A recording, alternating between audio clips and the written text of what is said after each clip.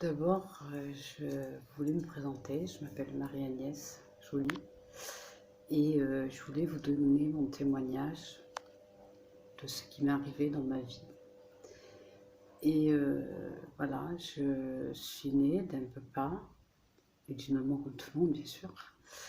Et mon papa et ma maman, c'était des personnes qui étaient pauvres. Et mon papa est alcoolique et ma maman était handicapée mentale.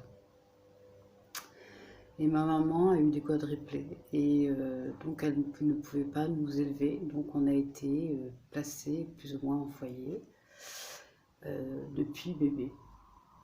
Et mon père avait du mal aussi à accepter qu'il y ait 4 enfants parce que ça a été très dur pour lui. Parce que c'est vrai qu'à l'époque il n'y avait pas d'échographie et ça a été aussi un choc pour lui. Voilà. Et donc nous avons été, comme je disais, nous avons été placés dans un foyer. Et après, nous avons été dans un autre foyer. On a commencé dans une pouponnière et au fur et à mesure qu'on grandissait, on est allé dans un foyer, une abbaye, et tous les 5, parce que nous étions 5. Donc tout se passait normalement, hein, voilà, et à l'âge de 7 ans, parce qu'en fait il y avait tout était mélangé, les garçons et les filles, et les âges aussi étaient mélangés. Et je me suis retrouvée dans un groupe, j'avais 7 ans, et un garçon de 16 ans jouait à des jeux plus ou moins sexuels avec les plus petits enfants. Et donc de ma part, malheureusement, je suis tombée dans ses mains et il m'a violée. Voilà. Et c'est quelque chose que je n'ai pas oublié, ni son nom ni son prénom. Et par contre, bon, on était là-bas la semaine, voire des mois, mais un jour, mon papa et ma maman ont trouvé une maison par le bien de l'assistance sociale et leur tutelle, parce qu'ils touchaient des allocations familiales. Donc ils ont pu acquérir un achat d'une maison. Et donc ils nous ont dit, écoutez, voilà, vous allez aller en week-end chez vos parents, parce que ils ont trouvé une maison et donc vous allez retourner chez votre papa et votre maman. C'est vrai que nous étions très contents parce que notre papa et notre maman qui venaient nous voir le week-end, c'était vraiment pour nous notre papa et notre maman, hein, comme tous les enfants aiment leurs parents. Et on a commencé à aller en week-end chez papa et maman. Et au final, on a vu que chaque week-end qui passait, mon papa avait un comportement plus ou moins un peu bizarre, de plus en plus. Il commençait à nous battre en fait. Alors quand je dis nous battre, c'était par exemple de prendre moi et ma soeur jumelle, de nous claquer la tête l'une contre l'autre, de nous mettre la tête dans les murs, de prendre des objets tranchants ou des outils et de nous les lancer sur nous, d'aller venir dans notre chambre en pleine nuit, nous piquer avec des orties de la tête aux pieds. Il venait parfois avec sa tronçonneuse, il l'allumait, il venait à côté de nous et pour rigoler, il allumait et il faisait croire qu'il allait nous couper avec. Par exemple aussi, il s'est passé qu'il nous était à deux genoux, à deux genoux. On avait les bouts de doigts sous les genoux avec une règle sous les bouts de doigts et on devait rester des heures entières comme ça. Et vraiment, c'était des choses horribles. Mon papa, tant qu'il n'y avait pas de sang, n'arrêtait pas en fait. Et pour lui, c'était très très ancré dans ses gestes. C'était vraiment de la torture. Voilà, c'était vraiment ignoble. Et puis, quand on allait à l'école, par exemple, l'école finissait à 5h moins quart, il fallait être à 5h moins quart à la maison. Et si on n'était pas rentré à 5h moins quart à la maison, on recevait des coups. C'était toujours des coups, des coups, des coups, des coups. Et maman ne pouvait pas faire quoi que ce soit parce que maman était handicapée mentale et elle ne pouvait pas nous protéger. Et ça a été très dur, ça a été des moments très très difficiles.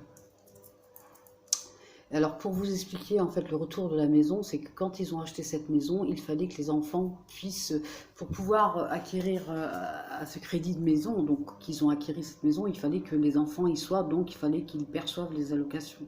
Donc du coup, ces allocations ont permis de pouvoir acheter cette maison, mais il fallait que les enfants aillent dans cette maison. Malgré nos dires le week-end quand on revenait de chez nos parents, on a pu parler de ce qui se passait, bon ben personne n'a voulu nous entendre. Donc ils nous ont après laissés chez nos parents et on est reparti chez nos parents. Voilà, c'était aussi pour ça aussi que je voulais vous le dire parce que je ne l'avais pas notifié avant.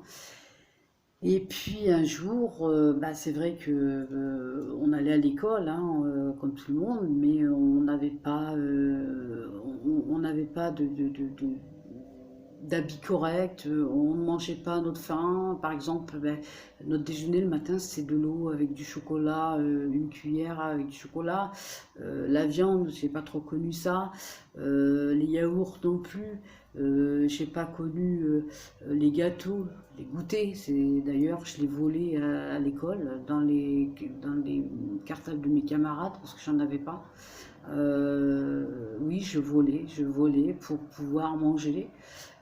J'ai volé aussi mon père parce que on n'avait pas à manger. Je voyais que mon maman et mes frères et sœurs avaient faim et on n'était pas comme les autres, on était différents des autres et donc je volais. C'est vrai que je volais et mon papa m'appelait même que j'avais les mêmes crochus, les doigts crochus. Et, euh, et un jour, j'ai volé une grosse somme d'argent à mon père et sans savoir ce qu'elle représentait, j'ai acheté des choses, des crayons, enfin ce qu'il fallait. Et à un copain de ma classe, je lui ai donné le reste de l'argent.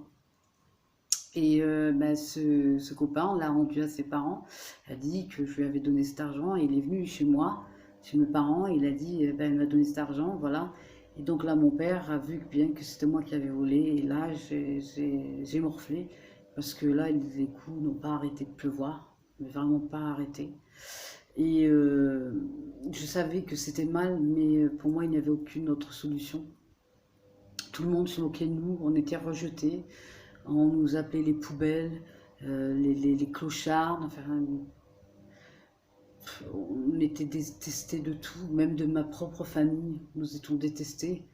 Et pour dire aussi que certaines personnes de ma famille voyaient ce qui se passait, mais ils n'avaient pas à cœur de dire ou de dénoncer ce qu'on vivait. Et, et c'était très dur.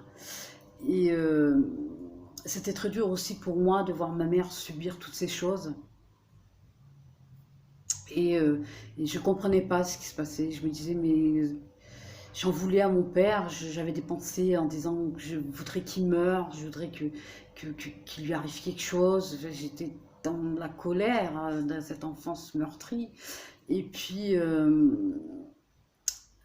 un jour, on avait une aide à la maison, c'est une aide travailleuse, on appelait ça à l'époque une aide travailleuse familiale pour aider les parents en difficulté dans leurs besoins quotidiens. Donc elle venait à la maison pour faire le ménage, pour aider ma maman, tout ça.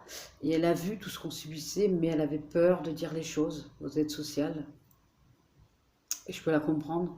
Et donc elle a dit à mon papa, écoute, tes filles, elles peuvent avoir un bon statut si tu les mets dans un centre que je connais très bien.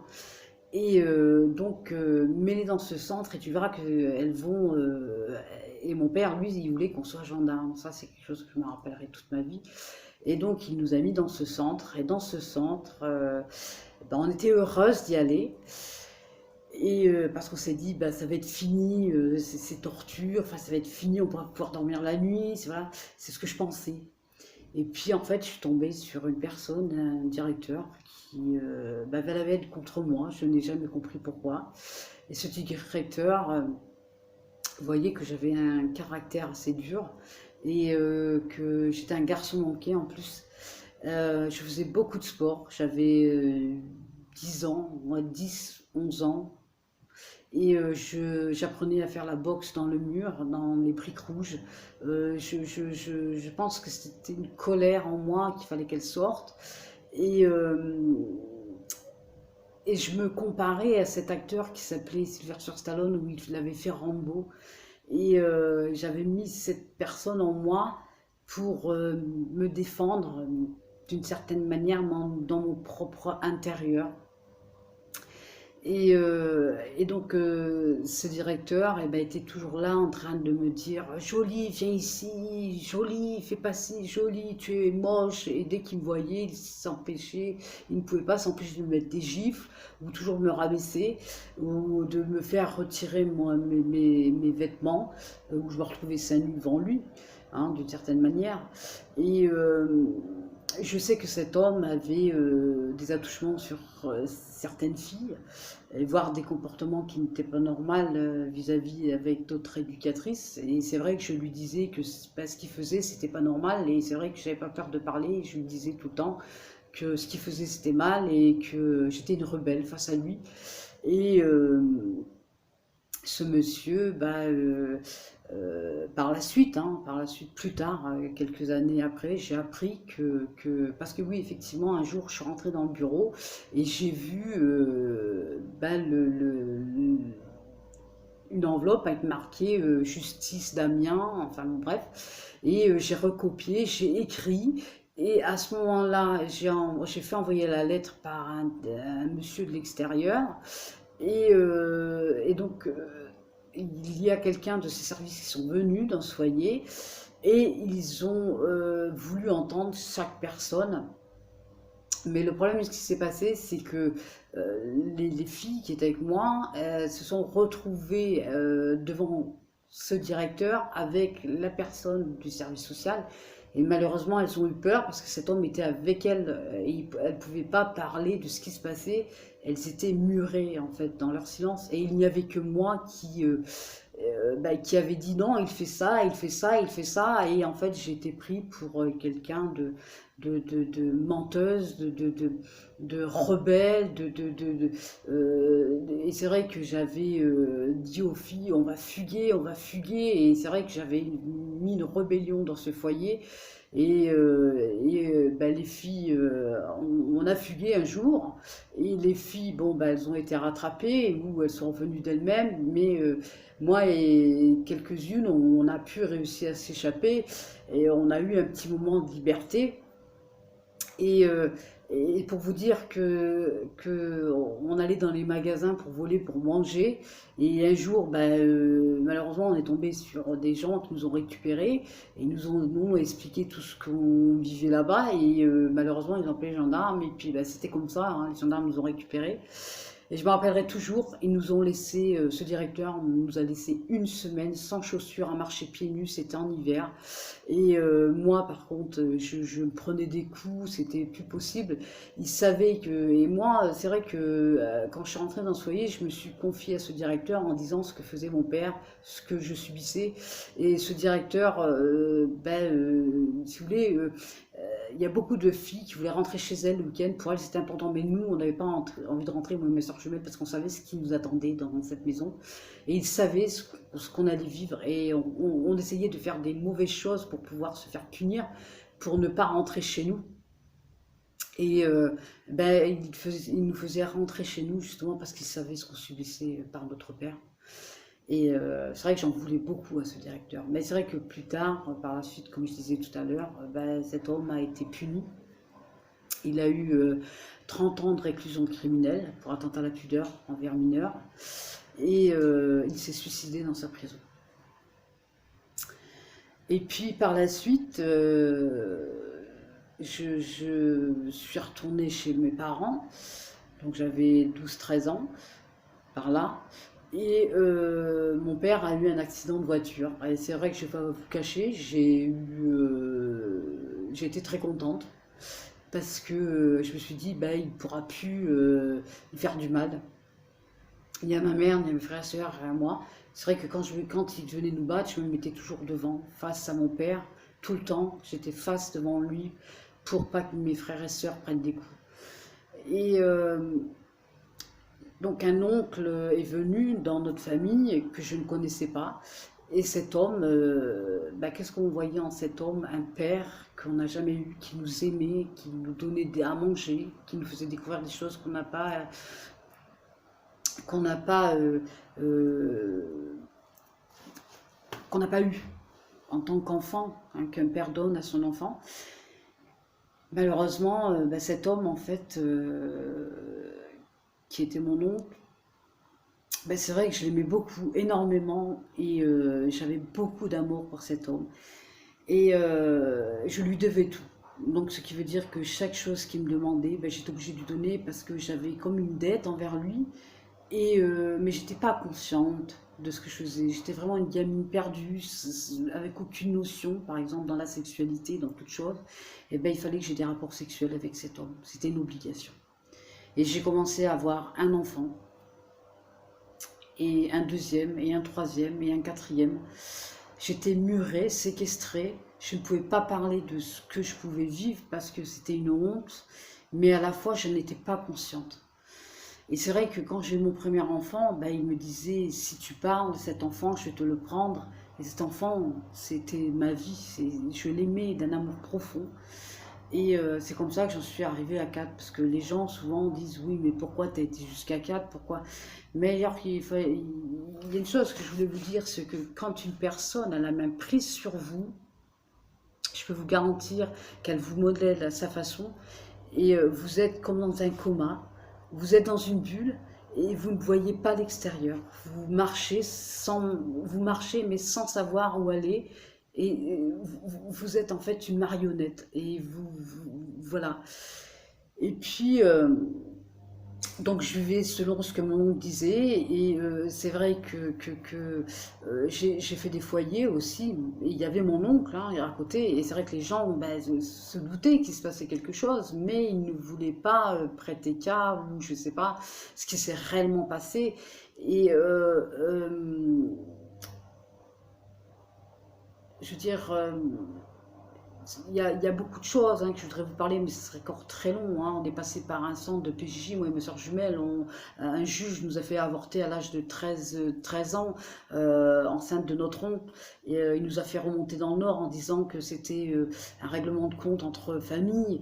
Voilà, donc moi j'ai refugué vers cet homme parce que ben, mon repère c'était lui. Parce que, ben oui, l'éducatrice qui m'avait raccompagnée, ou la famille d'accueil qui nous avait accueillis m'insultait excusez-moi le terme, salope, tu es une pute, enfin de tous les noms.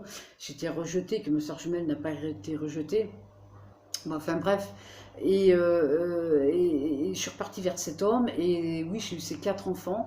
Et ce point de repère, c'était que lui, parce que ben on m'a rejeté, on m'a humilié, et je n'ai pas eu d'aide de qui que ce soit. Et un jour, bah, il y avait l'ASE, hein, parce que en fait, si vous voulez, j'étais mère seule d'une certaine manière, parce que j'élevais mes enfants tout seul. Et mon oncle venait de temps en temps les week-ends. Il était toujours là, hein, il avait la même prise sur moi. Et un jour, j'ai j'ai eu un accident, voilà ça, j'ai eu un accident, et j'ai eu les ligaments croisés antérieurs sectionnés, donc il a fallu que je me fasse opérer et que j'aille dans un centre de rééducation. Donc j'étais dans un centre de rééducation, et dans ce centre de rééducation, il y a des gens qui se posaient beaucoup de questions, parce que j'étais une personne très renfermée, avec un look assez bizarre, rasé, hein, treillis, piercing. Enfin, je voulais que j'étais dans un état de répulsion totale. Et par contre, donc, un peintre et un producteur de chaînes de télévision qui venait faire un reportage sur ce centre avaient beaucoup à cœur de m'aider, et ils étaient attirés par moi, et je n'ai pas compris. Et ils voyaient qu'il y avait une souffrance en moi que moi je ne voyais pas, enfin je ne voyais pas comme ça. Et petit à petit, j'ai pu m'ouvrir à eux. Et un jour, ce peintre a dit, Marie-Agnès, je sais que cet homme-là, c'est ton oncle, mais cet homme, il a un comportement d'un mari et pas d'un oncle. Et c'est pas normal. Dis-moi ce qui se passe, il y a quelque chose qui se passe. Et là, ben, j'ai ouvert mon cœur. c'est comme si que cette bulle a été piquée, elle a explosé, et j'ai dit tout ce que j'ai vécu depuis petite, les viols, les séquestrations, euh, la maltraitance, ce directeur, ces jeunes des foyers où j'étais qui m'ont violée. euh, j'ai tout dit, j'ai tout dit de ce que j'avais vécu. Et il m'a dit, écoute, moi je vais t'aider. Et là, j'ai appelé l'ASE, j'ai dit, venez en aide, venez moi en aide avec mon oncle, j'ai vécu ça, ça, ça. Aidez-moi pour les enfants, parce qu'il y a beaucoup de chantage par rapport à ça. Et quand j'ai fait appel à ces gens-là, ben, mon fils avait 8 ans. Et je me suis retrouvée à la rue, ils ont pris mes enfants, je me suis retrouvée à la rue tout seul face à moi-même. Et je me rappelle, mon oncle avait le droit de voir ses enfants. Et moi, j'ai été rejetée comme, je sais pas comment dire, et je pense qu'il n'y a pas de mots pour expliquer ce rejet. Et on a même dit que j'étais incapable de vivre sans lui, donc c'est comme si qu'on a prouvé que cette relation incestueuse était normale, alors que c'était pas du tout normal. Et que sans lui je n'étais rien, en fait, sans mon oncle je n'étais rien, j'étais paumée, que j'étais psychologiquement instable, que je... C'était horrible, tout ce que... D'ailleurs, les jugements, je ne les lisais plus parce que j'étais tellement profondément atteinte dans mon intérieur, dans mon intégrité. Et puis, quand on m'a retiré mes enfants, j'ai commencé vraiment cette violence où j'ai été vers ces services, où je voulais les tuer. Oui, je voulais les tuer parce qu'ils avaient pris mes enfants. J'en voulais au monde, j'en voulais à la terre entière d'avoir vécu tout ce que j'ai vécu depuis petite. Je me suis dit, mais qu'est-ce que c'est que ça? Mais qu'est-ce qui m'arrive? Mais qu'est-ce que j'ai fait? Pourquoi tout ça? Et, et je me suis dit, mais cette vie, c'est pas possible. On ne peut pas vivre une vie comme ça tout le temps, depuis bébé jusqu'à aujourd'hui. Enfin voilà, je vis des choses. Et puis, je me rends compte que, ben, en fait, je aérais, quand on m'a pris mes enfants, j'aérais dans les rues, j'aérais en boîte, je buvais, je faisais n'importe quoi. Et j'allais de garçon à garçon, je faisais vraiment une vie de débauche totale et à essayer de trouver mon chemin. Et vraiment une haine en moi, une colère, vraiment un mépris, c'était une horreur, euh, c'était c'était horrible, vraiment c'était horrible. Et, euh, et un jour j'ai fait la rencontre d'un homme et qui est le père de mes 3 enfants actuels. Et il y a beaucoup de choses qui ont changé dans ma vie. Mais je voudrais dire d'abord que quand on m'a retiré ces enfants, ça m'a fait énormément de mal. Et un jour, bah, j'ai déménagé avec cet homme dans une ville où là où mes enfants étaient placés, j'ai redéménagé parce que j'étais partie de cette ville où j'habitais, hein, et pour moi c'était trop dur d'y rester parce que mes enfants étaient placés dans cette ville. Donc je suis partie dans une autre ville. Et après je suis revenue parce que quand j'ai connu cet homme, je suis revenue dans cette ville parce que bah, on m'avait appelé en me disant, Madame Joly, il y a eu des erreurs qui ont été faites, il faut que vous revoyiez vos enfants, on est désolé. Et c'est vrai que oui, effectivement, euh,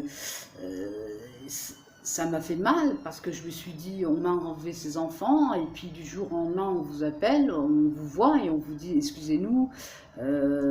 Voilà, et il y a des propos qui ont été tenus en disant que j'avais tenu des propos vraiment graves sur mes enfants et une personne qui m'a dit, je sais, Marie-Agnès, que tu n'as pas pu dire ces choses-là parce que je te connais. Et je la remercie aujourd'hui parce qu'elle avait vu qui j'étais vraiment.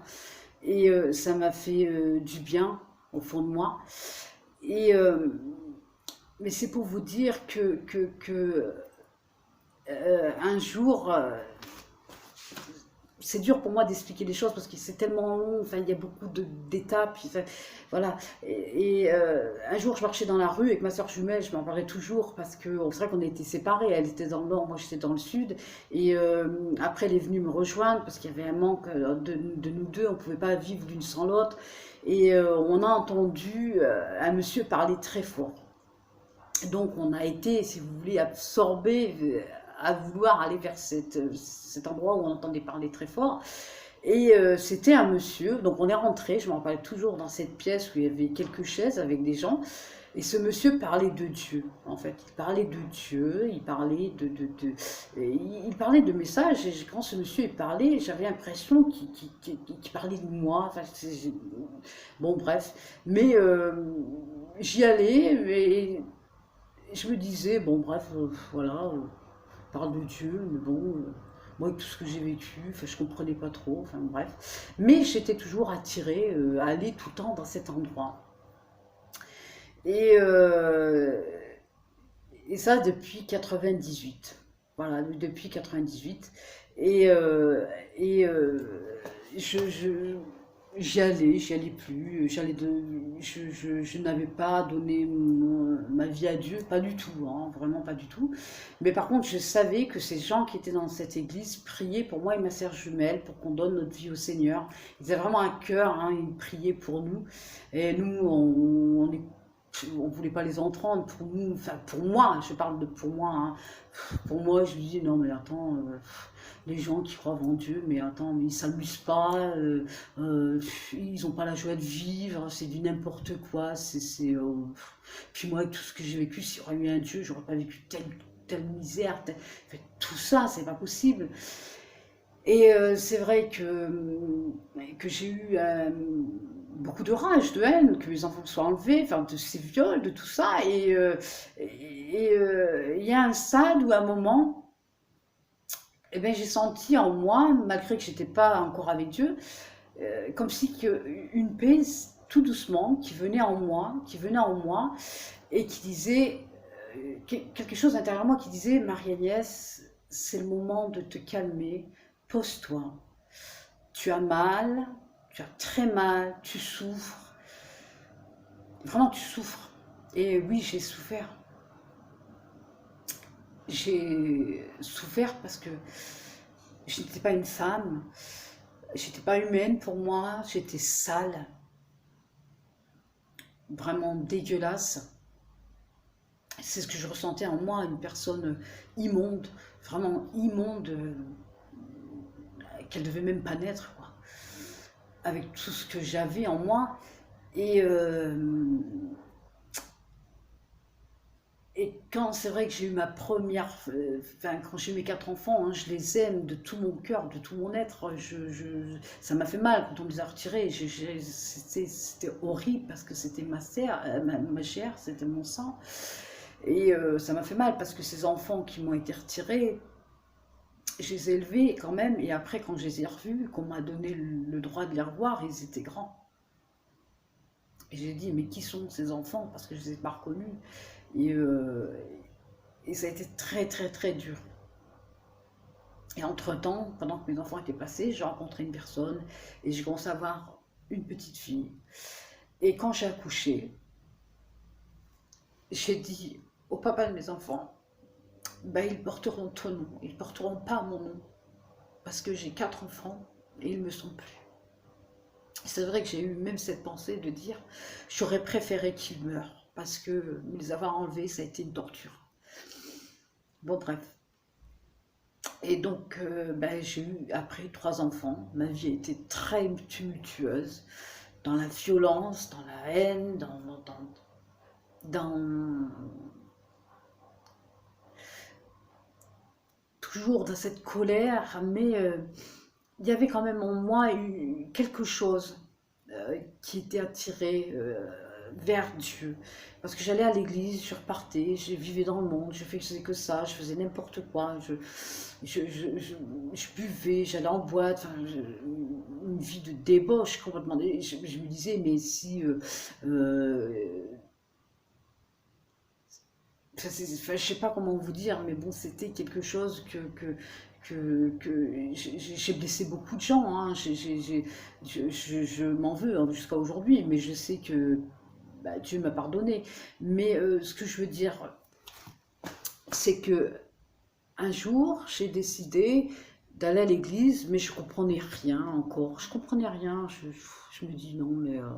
Et je me moquais même des gens qui croyaient en Dieu. Je me disais, mais regarde-moi les, ils sont en train de prier, ils sont dans leur église, ils sont bêtes, je veux dire, ils s'amusent pas, ils regardent les... Il n'y a pas de joie chez eux. Enfin, c'est comme ça que je percevais les choses. Et puis un jour, je décide d'aller à l'église avec mes 3 enfants. Et là, j'entends un chant, et ce chant m'a percuté. Et ce chant, c'était quand j'ai vu tes mains qui rompaient le pain, et il parlait de Jésus-Christ en fait, de cette souffrance, de ce qu'il a fait, de ce que cet homme a vécu. Mais avant de vous dire, de connaître, d'aller là, une chose que je veux vous dire par là, c'est que peu de temps avant, j'étais dans une pharmacie, je me rappelle très bien, et donc je demandais à la pharmacienne un médicament, et j'avais mes mains posées sur le comptoir, et sur son comptoir, je sentais une pièce, je ne l'avais pas vue encore, et là je prends la pièce comme ça, et je la regarde, et là je vois sur la pièce Jésus avec un soleil. Et là, je ne sais pas pourquoi, je me dis, il me faut une Bible. Et à l'époque, c'est vrai que je côtoyais beaucoup des sœurs, et une sœur que j'aimais beaucoup, qui s'appelait sœur Isabelle, et que j'ai toujours dans mon cœur. Et je lui avais demandé une Bible. Je ne sais pas pourquoi, je lui avais dit, il me faut une Bible, et j'ai commencé à lire la Bible, et j'ai commencé à lire la vie de Moïse. Et quand j'ai vu cet homme qui a attendu 40 ans, enfin, il y avait une similitude, je ne sais pas, dans cette attente. Et puis aussi, j'avais lu ce Dieu qui donne son fils pour des gens qui ont fait du mal, qui sont péchés, qui ont fait des choses mauvaises dans leur vie. Et là, je me suis dit, mais cet homme, il connaît ma souffrance, on m'a retiré mes enfants. Enfin, j'avais fait des similitudes par rapport à l'écriture, enfin, ce que j'avais compris, mais je ne comprenais pas très bien encore. C'était flou, encore pour moi c'était flou. Bon, encore, je n'avais pas encore donné ma vie à Dieu, je balançais, c'est-à-dire le côté de la balance qui pesait, c'était oui, non, enfin, voilà. Et puis, bon, après, quand j'étais à cette église, que j'ai entendu ce chant, j'ai eu comme un coup de poignard à l'intérieur de mon corps, de mon cœur, en disant, mais j'ai pleuré, mais j'ai pleuré toutes les larmes de mon corps, j'ai pleuré, je m'en souviendrai même pendant le trajet, je continuais, parce que j'étais à pied, je continuais à chanter ce chant, je continuais à chanter ce chant, et je disais, mais qu'est-ce qu'il m'arrive, mais qu'est-ce qu'il m'arrive? J'étais dans ma salle de bain, j'étais en train de prendre mon bain, et je pleurais. Et je me disais, mais qu'est-ce qu'il m'arrive? Et là, j'ai compris qu'en fait, c'était Jésus qui était venu à moi. Et que, en fait, depuis que j'étais née, cet homme était là avec moi, près de moi.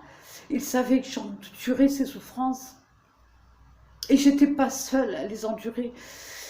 Et que malgré ces souffrances que j'ai pu vivre, il était à mes côtés et je ne le savais pas. C'est à ce moment-là que je l'ai su et que je lui ai donné ma vie parce que il m'a donné cet amour que je n'ai jamais pu recevoir de l'homme, de l'être humain. Et je m'en suis voulu parce que tout ce que j'ai vécu et tout ce que j'ai pu dire par les gens qui croyaient en Dieu, je les ai offensés. Et je me suis dit, je veux donner ma vie à Jésus parce que Jésus m'a sauvée, parce qu'il m'a sauvée. Oui, j'ai vécu des souffrances, le retrait de mes enfants, la violence, l'inceste, j'ai vécu beaucoup de choses dans ma vie.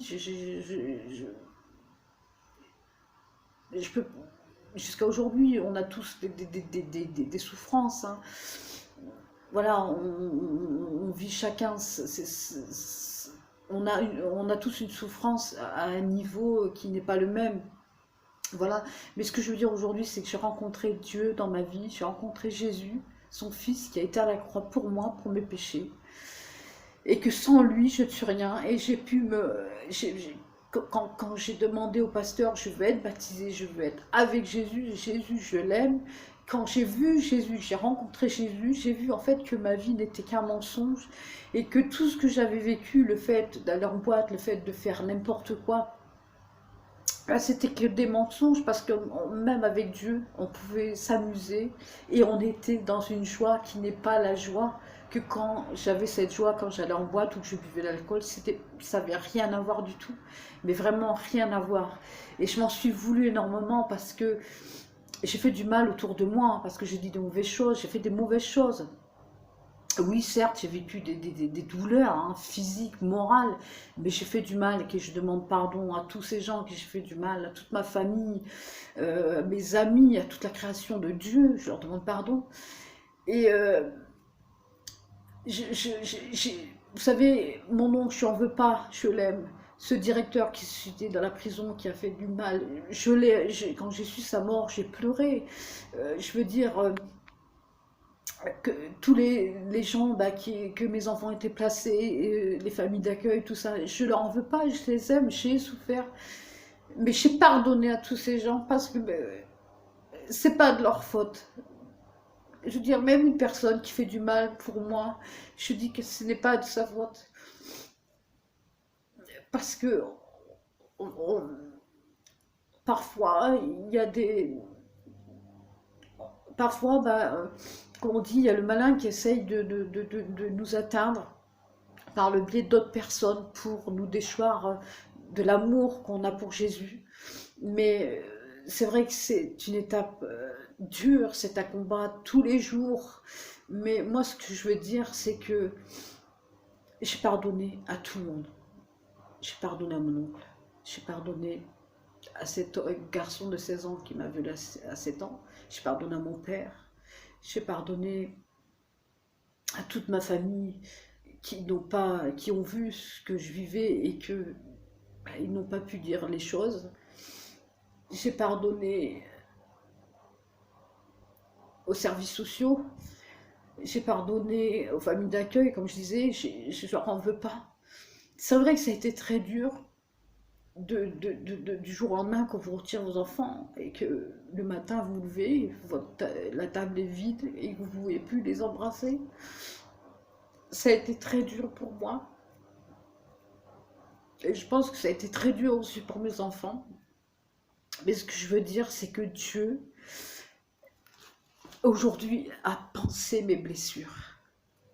Jésus, dans ma vie, m'a donné une joie immense de vivre. Et vraiment, aujourd'hui, je suis contente de l'avoir rencontré et je ne veux pas le perdre parce que sans lui, je ne suis rien. Et je peux vous dire que j'ai la forte conviction, et ce n'est pas une intuition ou de dire, c'est pas un semblant, c'est une conviction totale que sans lui, je ne suis rien et je ne peux faire rien sans lui. Et si je le perdrais, je ne serais rien. À quoi me servirait de vivre si je n'ai pas Jésus en moi? Parce que chaque jour, il m'a aidé. Vous savez, je me dis que toutes les souffrances que j'ai vécues, tous ces coups de bâton, toute cette violence, cette sexualité, cette prostitution, je me dis qu'humainement, j'aurais pas survécu à tout ça. C'est pas possible. Humainement, je ne pouvais pas vivre. Et des gens qui me connaissent savent ce que j'ai vécu et je suis là aujourd'hui. Effectivement, j'ai eu des problèmes de santé, j'ai eu plus de 20 opérations, mais ça, c'est pas grave, c'est rien. L'important pour moi, c'est pas la guérison de mon corps. L'important pour moi aujourd'hui, c'est la guérison de mon cœur. Je demande pas à Dieu d'avoir une belle voiture. Je demande pas à Dieu d'avoir des beaux vêtements ou d'avoir mon assiette tous les jours remplie. Ce que je lui demande, je lui dis, Seigneur, chaque jour, change mon cœur afin que je puisse aimer mon prochain, que je puisse l'aider et que je puisse le pardonner. Et ce que je souhaite, c'est ce que je souhaite chaque jour. Je ne suis pas parfaite, nul n'est parfait sur cette terre. Il n'y a que Jésus qui peut changer ce que nous sommes.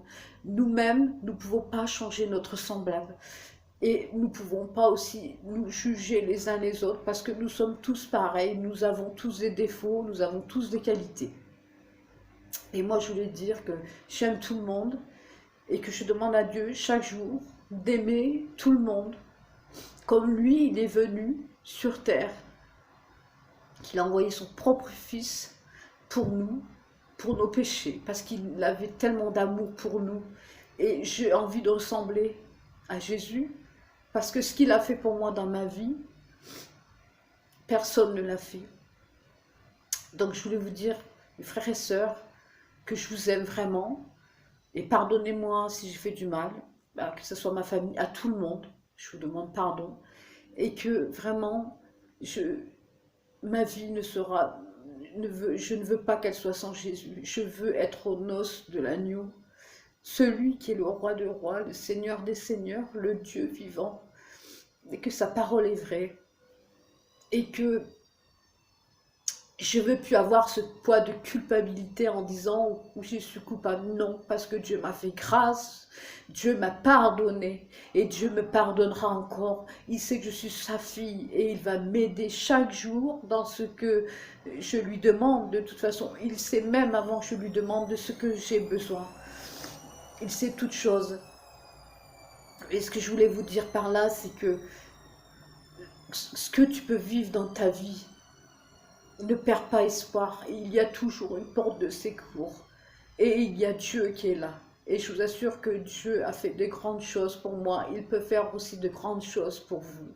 Vraiment, si tu vis des choses qui sont horribles, c'est vrai, ça fait mal, mais quand tu demandes de l'aide à Dieu, il est là, il va t'aider. Si vraiment tu l'appelles du plus profond de ton cœur et que tu lui dis, si tu es là, Dieu, aide-moi, il va t'aider. Parce que moi, il m'a aidé dans tout ce que j'ai pu vivre. Il m'a vraiment aidé. Je voulais vous dire que je ne veux pas qu'on s'apitoie sur mon sort de ce que j'ai vécu, non. Parce qu'aujourd'hui, je suis quelqu'un de contente. Je suis contente parce que j'ai rencontré vraiment une personne que j'aime de tout mon cœur et que sans lui, je ne peux pas vivre, c'est Jésus. Et je suis la femme la plus heureuse du monde de l'avoir rencontré. Et sans lui, je ne suis rien. Et ne jugez pas sans savoir comment. On ne peut pas juger. Après, c'est vrai que chacun a ses opinions, je respecte, voilà. Mais ce que je veux dire par là, c'est que Dieu m'a donné cette force du pardon et je pardonne. Mais ce que je veux dire par là, c'est que vous savez, parfois il y a des gens qui vivent des souffrances et malheureusement ils font des actes qui sont parfois mauvaises, mais ils ne savent pas ce qu'ils font et c'est pas de leur faute. Il faut pas leur en vouloir. Et je pense que moi-même, j'ai critiqué, hein, j'ai jugé, je ne vais pas dire le contraire, j'ai fait toutes ces mauvaises choses, mais je me suis rendu compte d'une chose. Quand j'ai pointé le doigt vers les personnes que je critiquais, que je jugeais, je me le suis mis à moi-même et je me suis dit, mais si cette personne-là fait la même chose sur toi, qu'est-ce que ça ferait? Ça fait du mal, ça fait énormément de mal, parce qu'on n'a pas envie d'être jugé, d'être montré du doigt, et pour moi, seul Dieu me jugera de mes actes, de ce que j'ai fait, parce que c'est lui, mon sauveur, mon rédempteur, mon avocat auprès du Père. Et je l'aime, et c'est ma vie, et sans lui, je ne suis rien. Et je voulais vous dire que chaque jour, c'est un combat, c'est une lutte. Et c'est vrai qu'il faut rester en prière et qu'il faut rester dans la parole, il faut essayer à aspirer à cet amour et se dire, mais si Jésus était là, qu'est-ce qu'il penserait, qu'est-ce qu'il ferait? C'est la question que je me pose toujours. Je ne suis pas parfaite, hein, pas du tout, bien au contraire.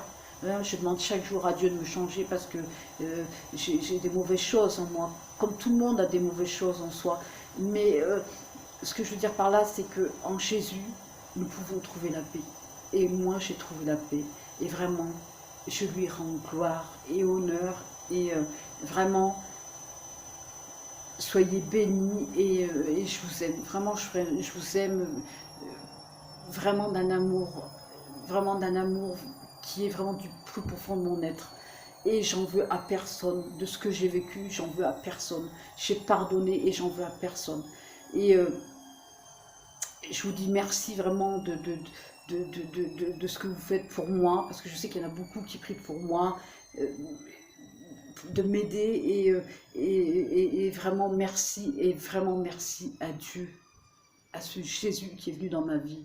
Vraiment, c'est une belle rencontre. Et je ne veux pas qu'il s'éloigne de moi, et je ne veux pas m'éloigner de lui. Je veux qu'il soit en moi et je veux être avec lui jusqu'à ma mort. Ça va être une bataille, mais ça va être une bataille qui va être dans la prière. Et c'est pour ça, mes frères et sœurs, que je demande qu'on puisse prier pour les uns et pour les autres, pour que justement nous puissions garder cette fermeté, et d'être là pour les uns pour les autres, de nous encourager, de nous aider, et de nous aimer les uns les autres. Et c'est important, parce que on peut perdre pied vite, très vite, on peut trébucher. Et ça fait mal de voir les gens qui trébuchent, parce qu'ils souffrent. Voilà, voilà, c'est tout ce que je voulais dire. Après, je ne veux pas montrer, je ne fais pas cette vidéo pour montrer, c'est juste un témoignage que je lui donner, c'est tout. Et, c'est tout, voilà, c'est tout ce que j'ai à dire. Et je vous remercie du plus profond de mon être. Et je dis à ma famille, mes amis, à tout le monde que je les aime, et que j'en veux à personne. Voilà, merci.